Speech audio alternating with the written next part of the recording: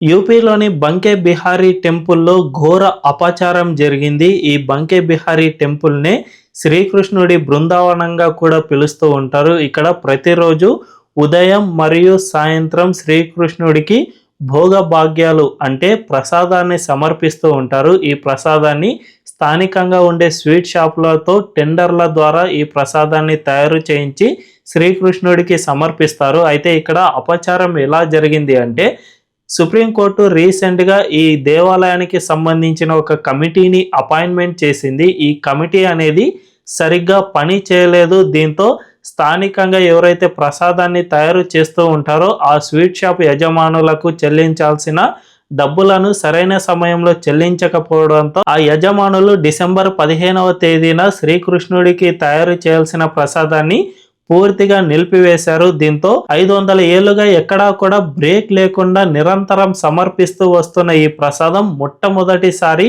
ఆగిపోవాల్సి వచ్చింది. దీన్ని బట్టి చూస్తూ ఉంటే సుప్రీంకోర్టు ఇలాంటి దేవాలయాలకు సంబంధించిన మతపరమైన విషయాల్లో జోక్యం చేసుకోకుండా ఉంటే ఇలాంటి అపచారం జరిగేది కాదు అని చాలా మంది భక్తులు చెబుతూ ఉన్నారు. నిజానికి దేవాలయాలు అనేటివి దేవుడిపై ఎవరైతే భక్తితో ఉంటారో అలాంటి వాళ్ళకు అప్పగిస్తే మాత్రమే ఇలాంటి అపచారాలు జరగకుండా ఉంటాయి అని చాలా మంది అంటూ ఉన్నారు.